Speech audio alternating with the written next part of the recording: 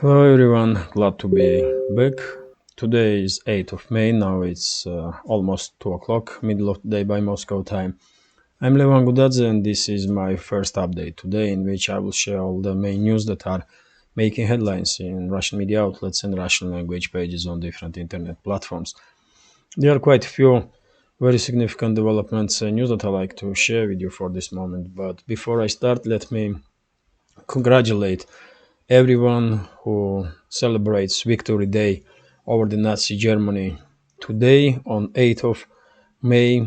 Continental Europe and Western world in general, as I understand, do celebrate Victory Day on 8th of May. So I congratulate everyone.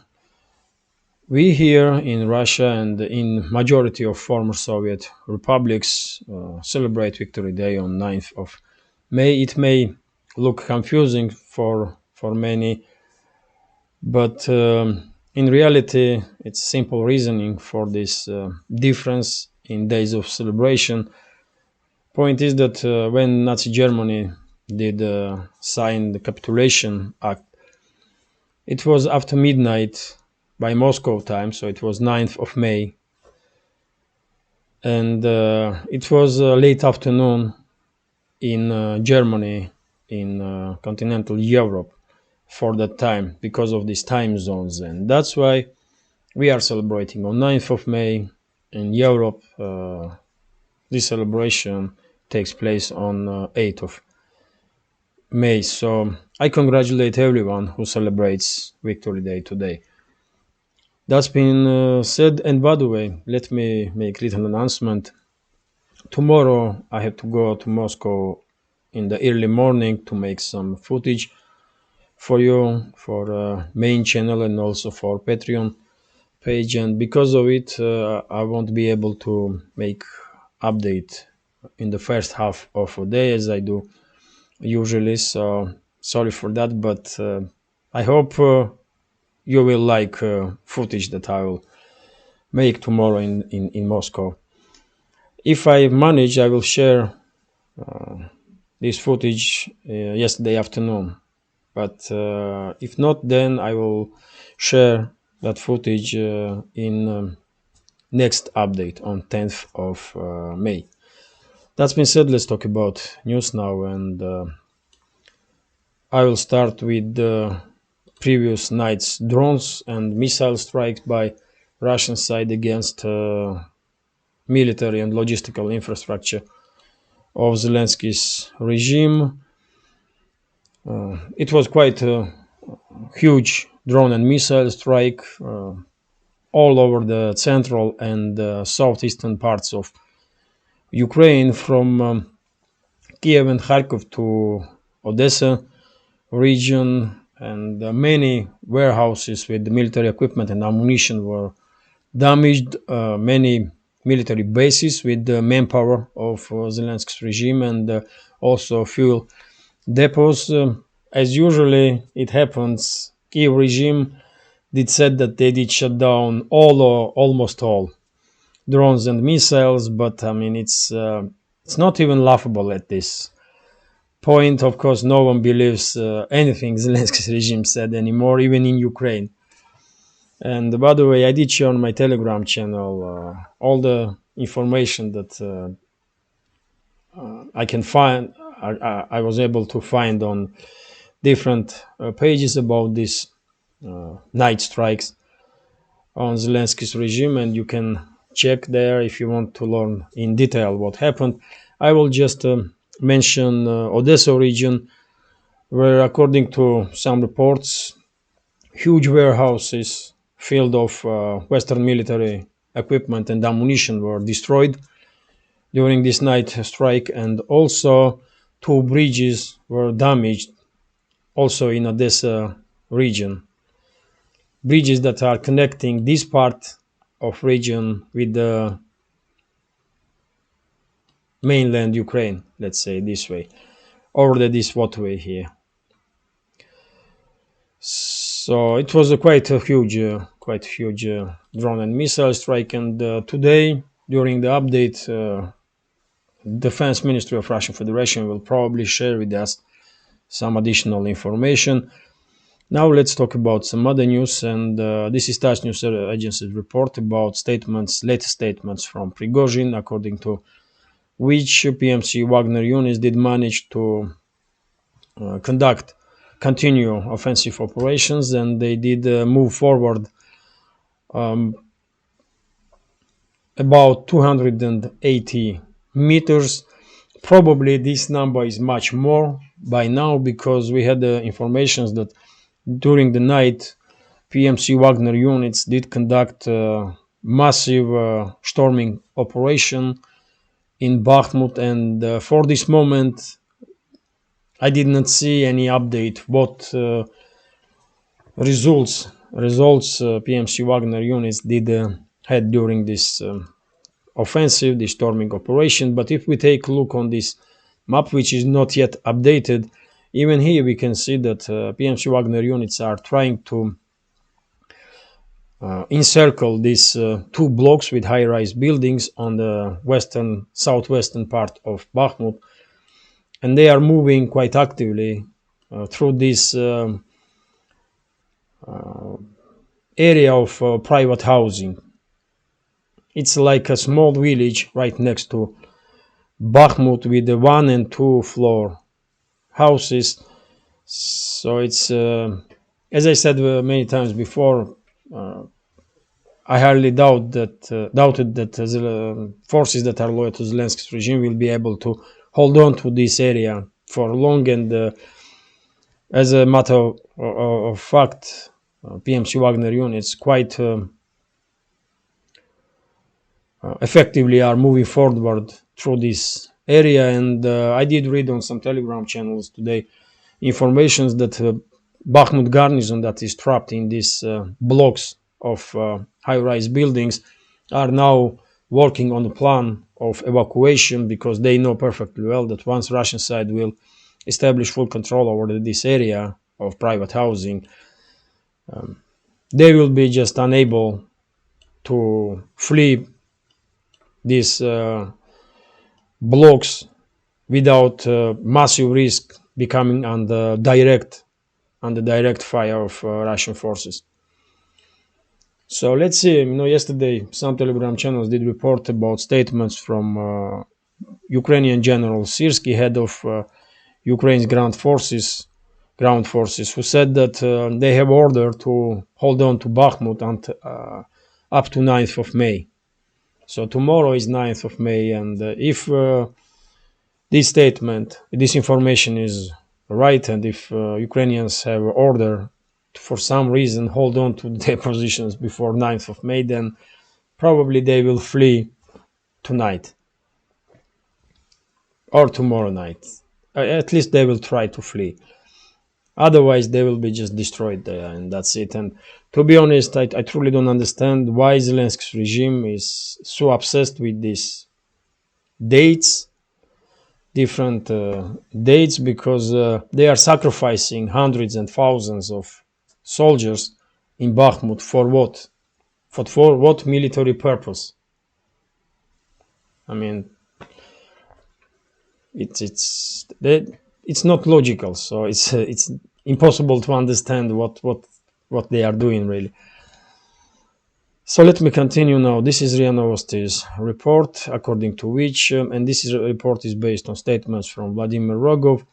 So according to this news, Zelensky's regime has plans to conduct offensive operations in direction of Zaporozhya nuclear power plant, to take control over the power plant. And this is, of course, not surprising if you are watching my updates long enough, because I was saying for how long now that even though I don't believe that Zelensky's regime will be able to conduct large-scale counteroffensive operation in direction of this land bridge between Crimea and mainland Russia, and I don't believe they will be able to pull off this large-scale operation, because in order to conduct successful large-scale counteroffensive here, Zelensky's regime needs at least 150 to 200,000 soldiers, even more than that, 350,000 at least.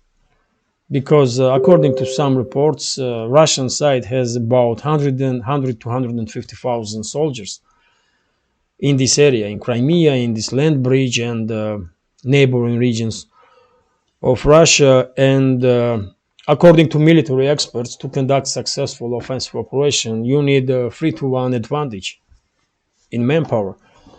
And does Zelensky have such advantage? No. So that's why, even from technical point of view, it's impossible that Zelensky's regime will be able to conduct large-scale counteroffensive. And I was saying this for a long time now. But they have about 50 to 70,000 soldiers, maybe 80,000 soldiers that are more or less battle ready in Kherson and Zaporozhye region, and this is probably enough to conduct some local scale offensive operations, so that Zelensky will have opportunity to show something to his Western masters in Washington and London. And I was saying for a while now that when Zelensky's regime will start these local scale offensive operations, Ukrainian forces will become significantly active in Kherson region. They will try to cross the Dnieper River in many places, including in area of Novaya Kakhovka, to establish control over this dam here, because this is the only way now that Zelensky's regime will be able to move heavy military equipment from one bank to another, as I understand.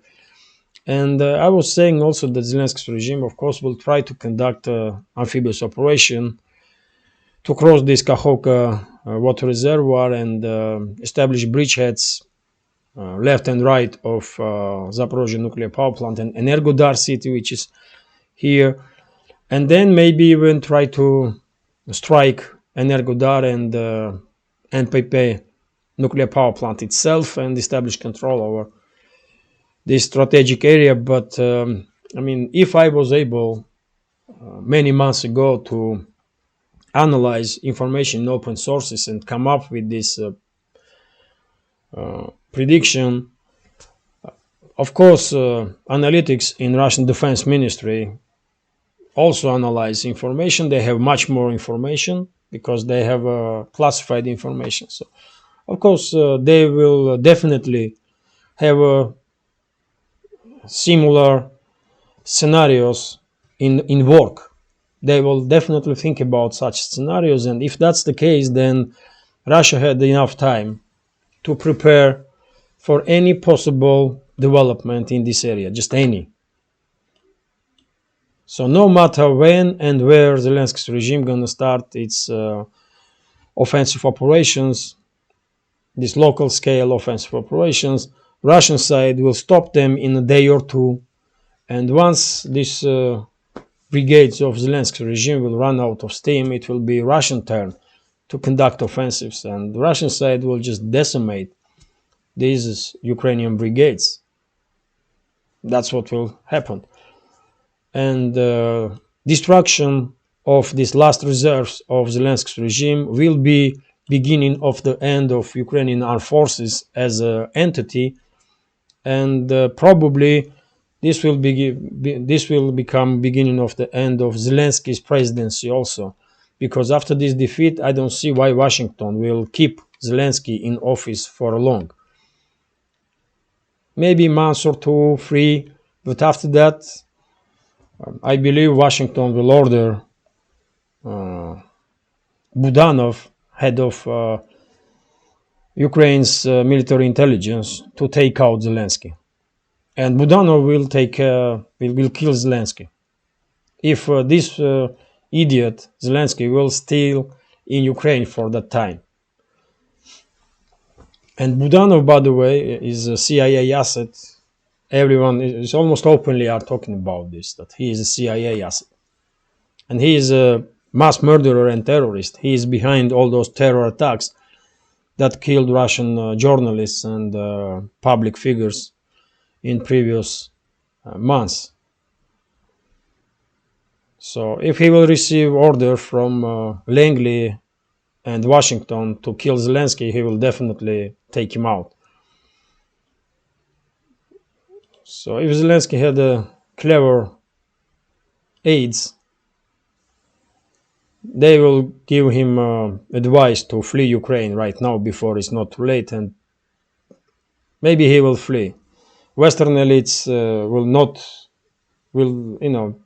allow him to stay in the Western countries because they don't need him. He is used material, but he may find safe haven in Israel. So, if Zelensky is clever enough, he will flee for Israel. If not, then he will be neutralized by Budanov, and of course they will blame Russia for this. No doubt, they will try to blame Russia. Let me continue now, and this is RIA Novosti's report, according to which Russian frontline bombers, Su-34 frontline bombers, did strike military base of foreign mercenaries in Kharkov region. Unfortunately, we don't have detailed information about casualties among mercenaries, but as I understand, during this strike, Su-34s did use FAB 500 glide bombs, and these bombs can do some serious damage. So if they hit military base with FAB 500s, then I believe mercenaries, dozens and dozens of mercenaries did find the last day on Ukrainian soil in Kharkov region. Let me continue now. This is TASS News Agency's report about this news that Zelensky's regime did conduct a large-scale try to conduct a large-scale drone strike on Crimea. I did report yesterday that Ukrainians launched more than 10 drones in direction of Crimean Peninsula, and all of them were shot down by Russian air defense systems and electronic warfare systems, but radio electronic warfare systems. But yesterday afternoon, Russian Defense Ministry did made an update on this information, and now we are reading that it was 22 drones that Ukrainians launched in direction of Crimea, and all of them was shut down over the Black Sea. So none of them even reach coastal line of Crimea, which is quite a good result for air defense systems, really. Let me continue. This is TASS News Agency's report about statements that Vladimir Rogov, yet again official from Zaporozhya region, did made, and basically he is confirming what I just said a few minutes ago about this large-scale drone and missile strike that took place yesterday against the military and logistical infrastructure of Zelensky's regime. And according to Rogov, these huge warehouses in Odessa region that was full with Western military equipment and ammunition is burning until now. So maybe not until now, because it's who knows when he gave this commentary to TASS News Agency, but he did confirm that Russian side was very successful during this strike, and warehouses were completely destroyed with everything that was in those warehouses. And I believe today, when Russian Defense Ministry will make update, we will learn probably some more about this night strike from Russian side. Let me continue. This is RIA Novosti's report, which is about statements that Kirill Budanov, this mass murderer and terrorist, did made during his interview with Yahoo News. He was asked about, and by the way, this criminal, this terrorist, is head of Ukrainian military intelligence, and he is behind all those terror attacks against Russian public figures and Russian journalists. And he was asked about terror attack against Daria Dugina, and he said that they are killing Russians and they will continue to kill Russians all around the world. So basically, this animal openly saying that they are conducting terror strikes against civilian Russians, and they will continue to do so. So, I mean, what else do you need I mean, this is he's confessing basically that he is a terrorist, and the entire this institution that called Ukraine's military intelligence is a terrorist organization.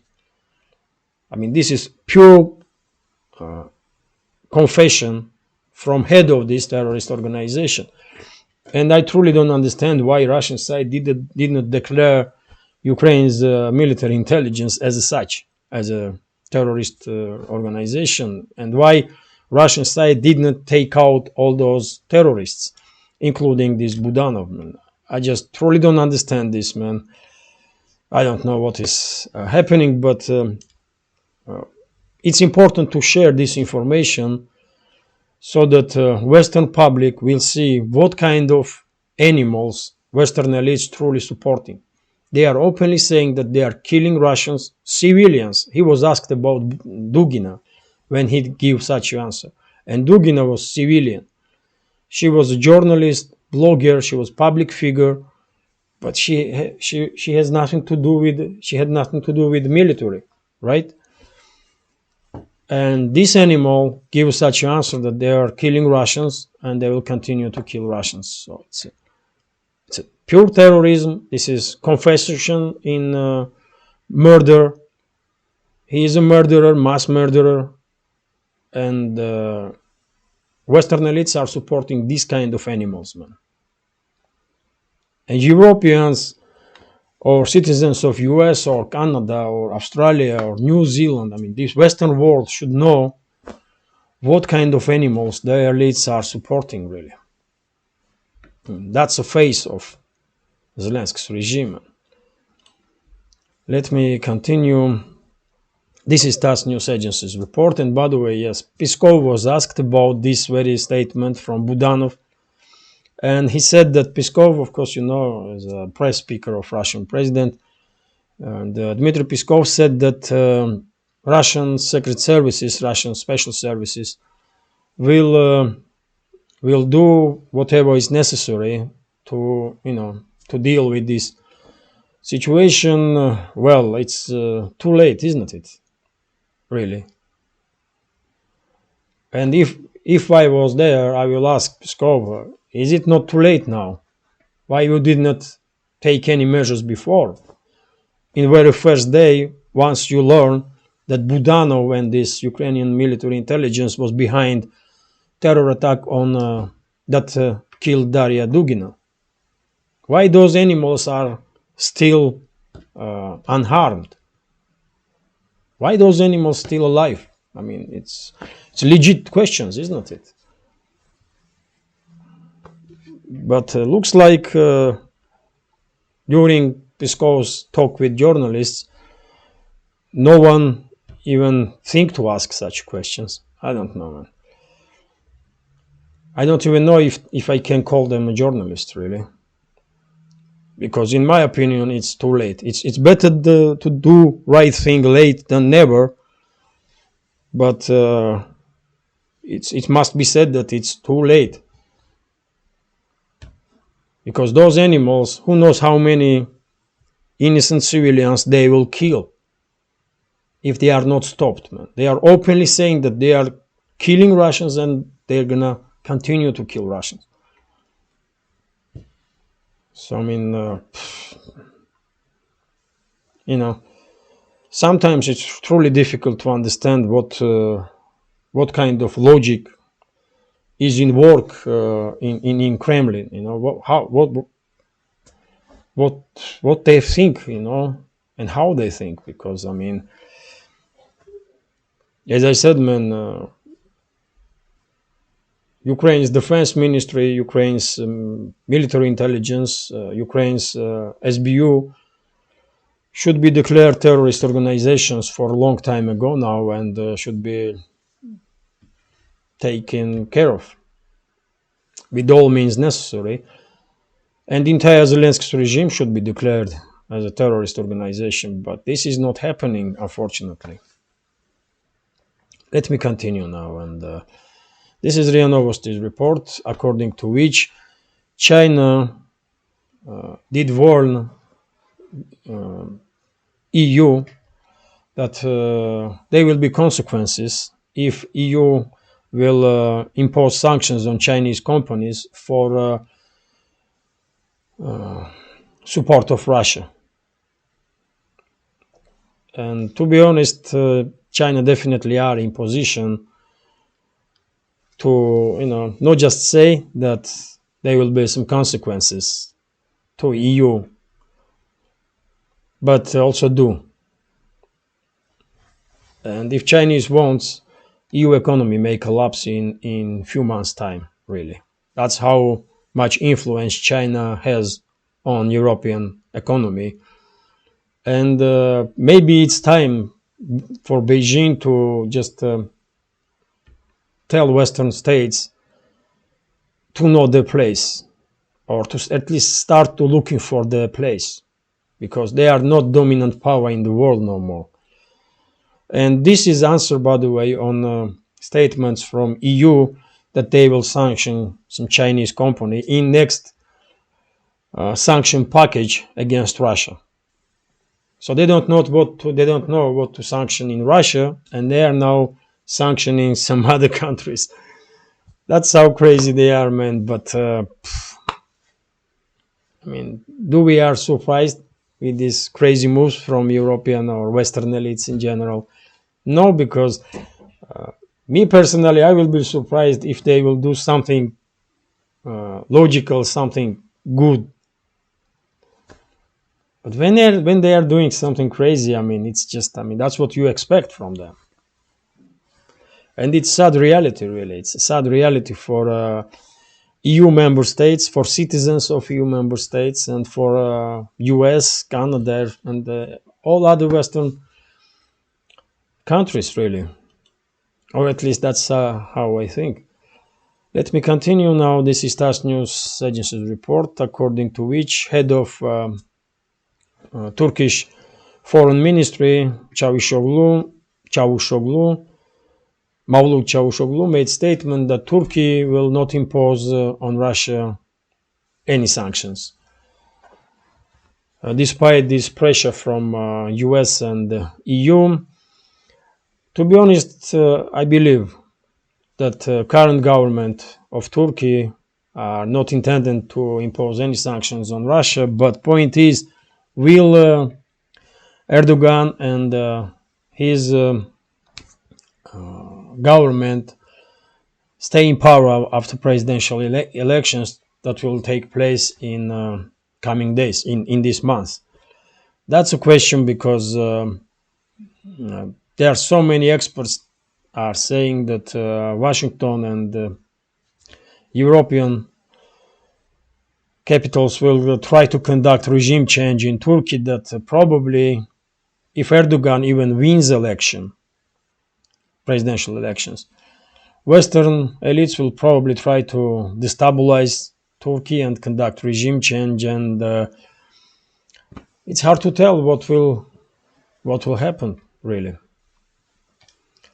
But as long as Erdogan is in power and his government, I believe Turkey will stay on this course of friendly relationship with Russia, which is based basically on national interests of Turkey. Because, you tell me what good is for Turkish society if they will impose sanctions on Russia and lose billions and billions in contracts and investments. What good in this for Turkish society? Just nothing, right? But if US did manage to, with help of some European states, especially France, did manage to conduct regime change in Turkey and put in power their puppets, then things may change, definitely. And even Çavuşoğlu in his statement was criticizing main opposition candidate Kemal Kılıçdaroğlu, who did said that if he will become president of Turkey, then Turkish foreign policy will change drastically, and Turkey will try to become on friendly terms or with Europe. Basically, what he said that he will bring Turkey on its knees before European or Western masters. And if Turkish society wants this, then I don't know. But it is what it is. Let me continue. How long is this video?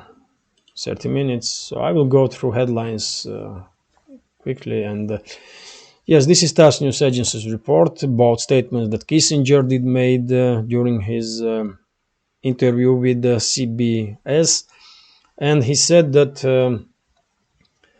this conflict in Ukraine may end before end of this year with active participation of China. So Kissinger, I mean, even though this war criminal is,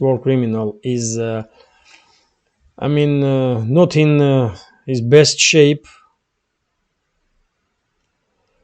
He will be 100-year-old in few weeks' time.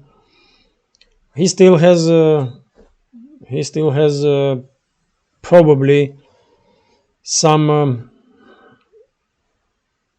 inside information, and maybe that's why he said that before close to end of this year there may be some peace negotiations with the involvement of China.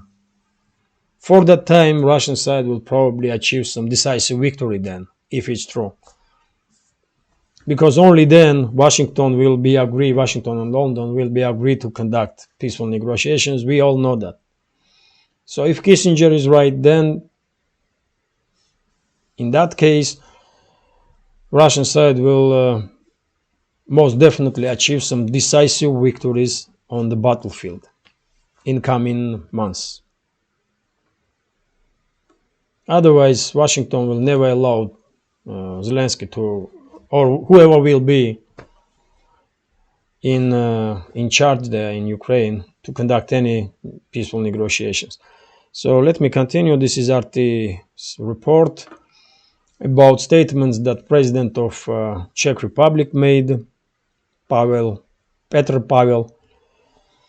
and he said that West must be ready for unfavorable outcome in Ukraine, and he was talking about this anticipated by many counteroffensive of Zelensky's regime.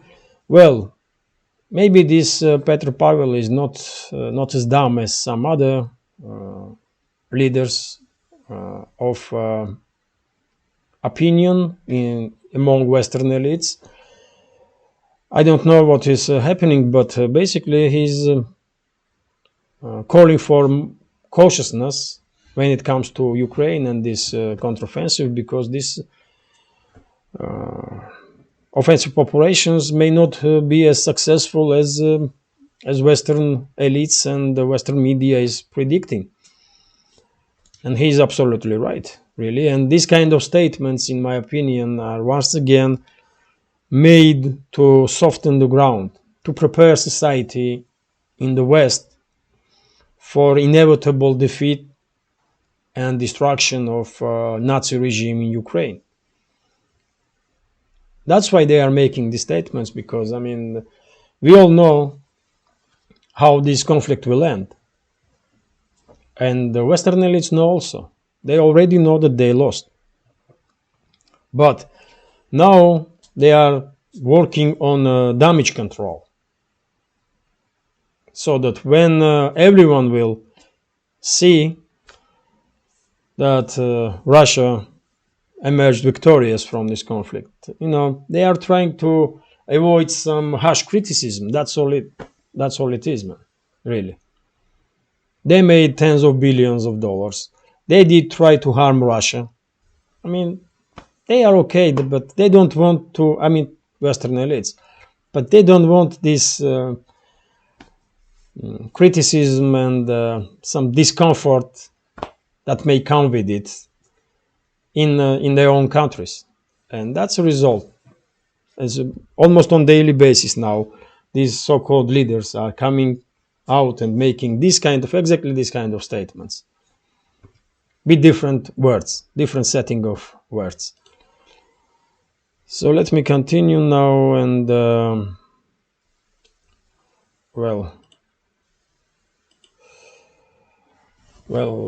so in Turkey, official representative of Erdogan, Ibrahim Kalın, said that this conflict in Ukraine is not a conflict between Russia and Ukraine or Moscow and Kiev. It's a conflict between Russia and Western elites. He said West, but I will say Western elites. Yes, basically he is right. He called this conflict Cold War 2.0. And yes, it's hard to argue with this. We definitely are seeing some elements of Cold War 2.0, and this conflict definitely not a conflict between Russia and Ukraine. This conflict is between Russia and Western elites. And I was saying this for just always. You know, it's strange that just now with these kind of statements are coming up politicians and opinion makers in some other countries.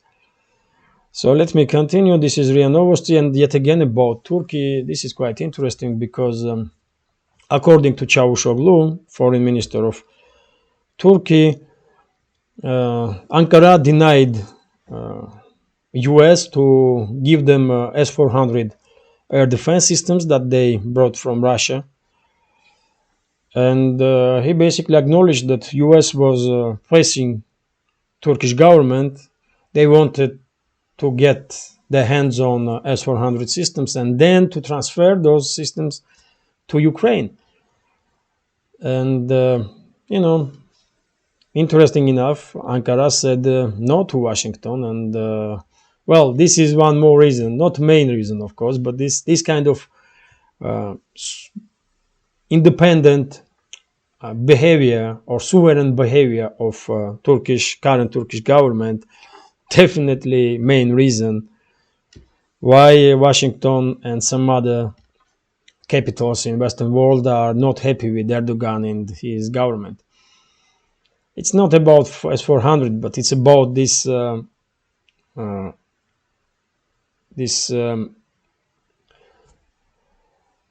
how should I say it? I mean, it's about this flow of independence that comes from current Turkish government. They are openly saying that, you know what, we are independent, we are not your colonies, so we don't give a damn what you want and when. I mean, we will decide what is good for us and what is not, and we will act on it. And that's how should all governments conduct themselves and conduct their policies, really.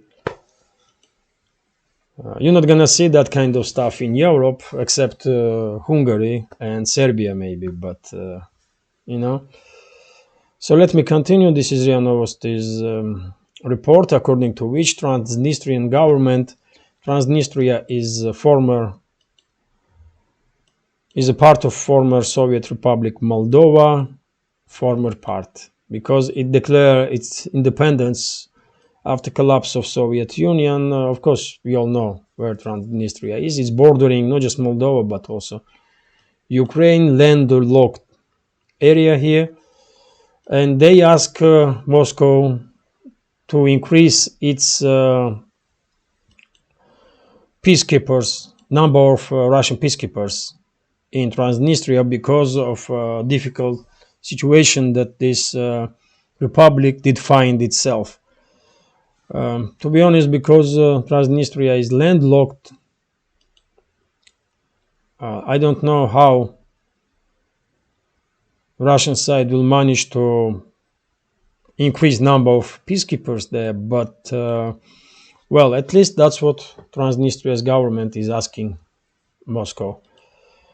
And probably, yes, Moscow will find some ways to increase its military presence in Transnistria.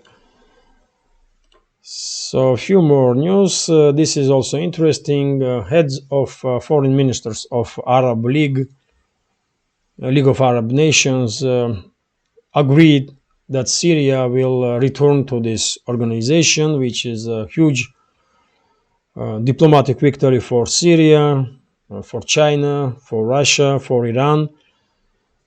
Even though Iran is not Arab nation, but still.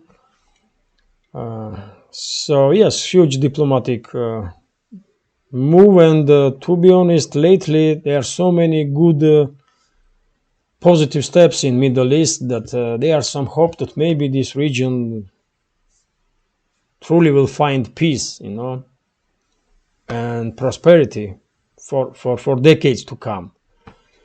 Let's hope so,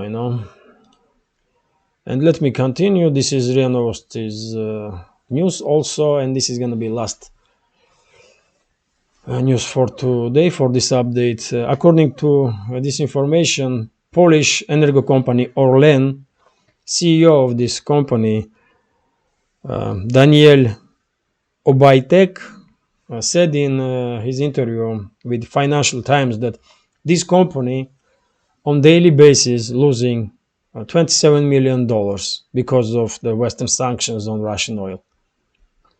$27 million a single day.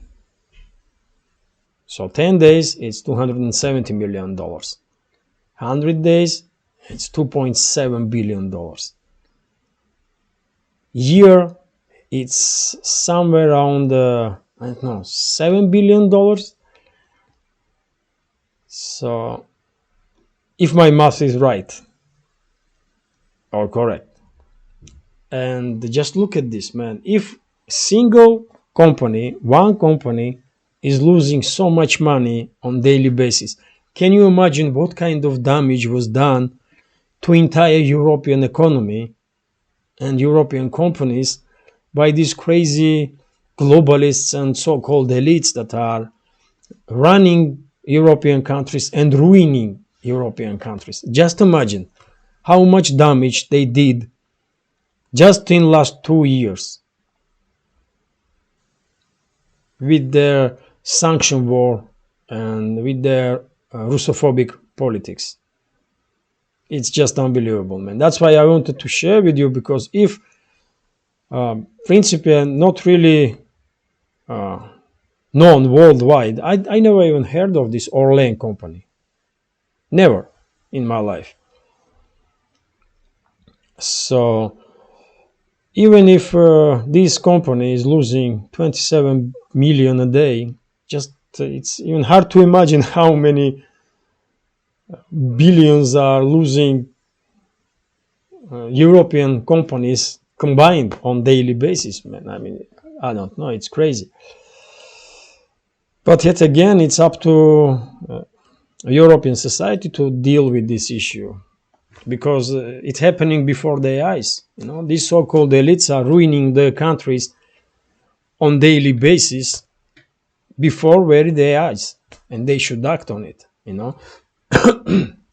But anyway, this is it for today's update. I hope you will find this video interesting, and if so, please hit that like button, leave some commentary about any topic you like, and if you can, please share links to my videos or my channel with your friends on Twitter, Facebook, Telegram, or any other platform that you are active on. This will greatly increase my chances to reach wider audience. And if you think this channel is interesting, useful, and deserves to exist, please consider to support with small donations through PayPal, Buy Me a Coffee, or by subscribing to my Patreon page. You will see links under this video in the description box. So this is it for now. I wish you a successful, great new week, and take care. See you soon.